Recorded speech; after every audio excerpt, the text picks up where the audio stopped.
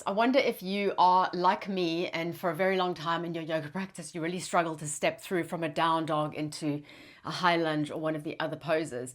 If it seemed like a very strange concept, I felt very clumsy, I felt very heavy, and I just couldn't figure out how to step through until someone actually showed me how to do it. So it wasn't a matter of me getting better at yoga. It was more about me understanding yoga a little bit more. And there's just little technical changes that you can make that can really make a difference to your practice. And often when you go to yoga practices in classes, and there's so many people in the class, and you just don't want to ask the question. And so you suffer for many, many years not knowing what you're doing. So if you're wondering what I'm talking about, it's the step through from a down dog.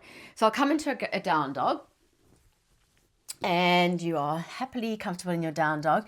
And then your teacher says, raise the right leg up and step it through between your hands. And you just think, oh, I can't step through. And then you end up trying to walk to the front and you feel really clumsy and silly and you just wish that you could do it.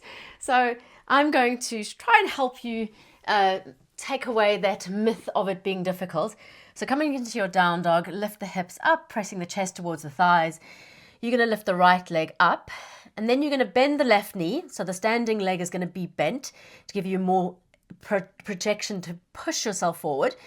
Then you're going to bring the right knee into your chest and try and be as compact as you can, and shift the weight forward so the shoulders are above the wrists rather than being in the legs. And then you're going to step it forward and lift your right hand up. You don't have to lift your right hand, but I find it a lot easier to step the foot forward. If your foot can't reach all the way forward, you can always use your hand to press it forward. So I'll show you again on the left side. Feet are hip distance apart, pressing the chest towards the thighs. Left leg lifts up high. Bring the knee into the chest, round the shoulders, bend the back leg, and use the back leg to push you through. And you can always lift up that left hand. Lift it up, give yourself some space. Don't give yourself too much trouble. So one more time I'll show you on the left side. Remembering to push the floor away with your hands.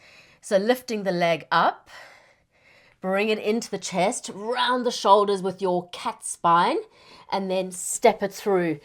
And then it becomes more of a fluid movement. And that's it. So give it a try. Practice makes you improve all the time. And repetition is the master of skill. So let me know how it works out for you. Thank you.